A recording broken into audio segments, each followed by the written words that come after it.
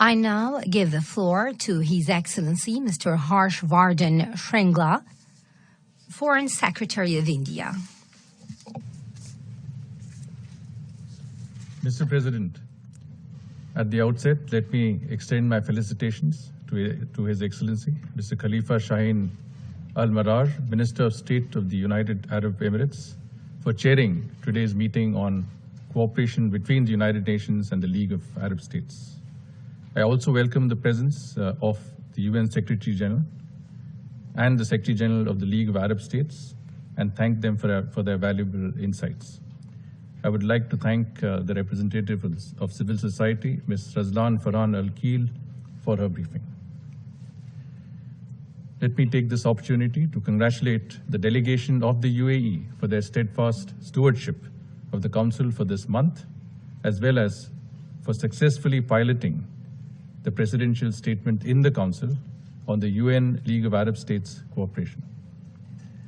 For over a millennia, the Arab world has been a cradle of human civilization.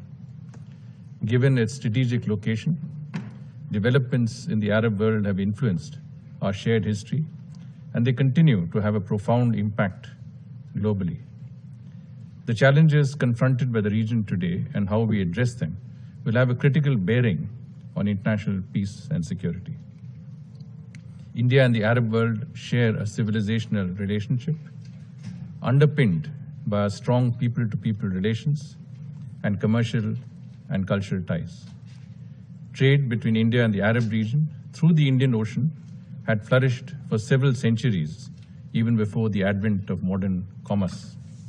The Indian rupee was legal tender in parts of the Arab world not very long ago.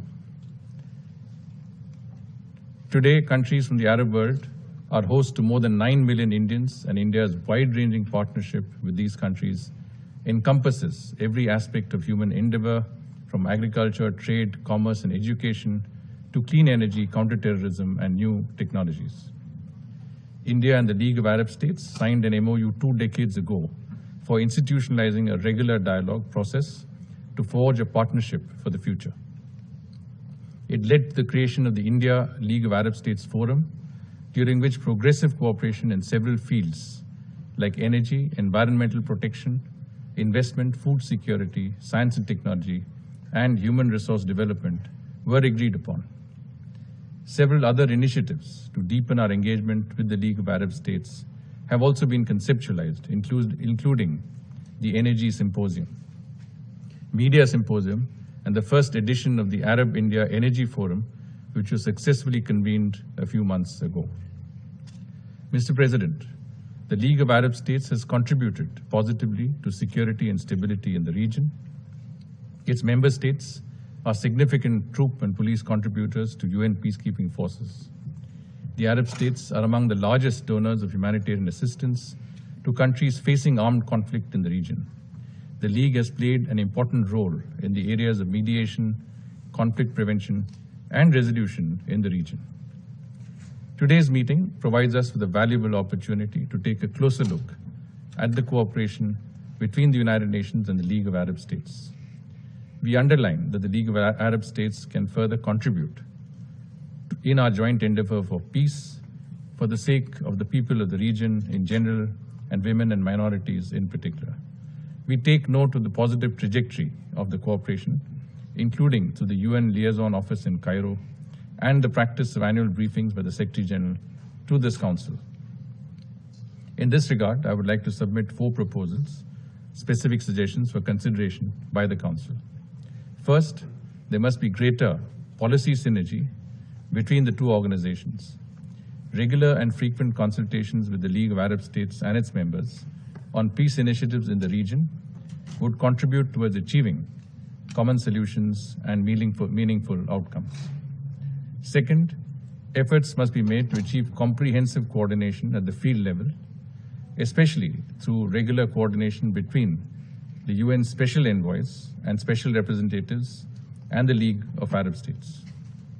Third, engagement with the League and its members in post-conflict peace briefing through reconstruction and economic development is equally important.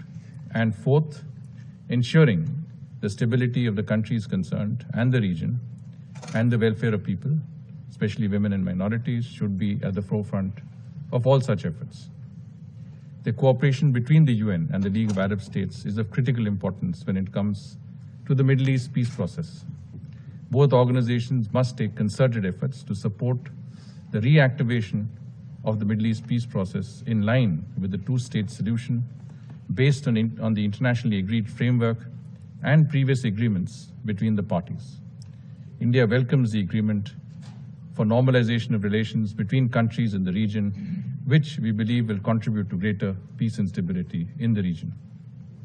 Mr. President, let me conclude by expressing India's steadfast support for a closer, meaningful, and sustained cooperation between the United Nations and the League of Arab States for the benefit of the region. India will continue to partner with the Arab countries in their efforts to achieve regional peace, stability, and prosperity, and will continue to work with the League of Arab States in combating terrorism and in promoting tolerance and pluralism. I thank you, Mr. President.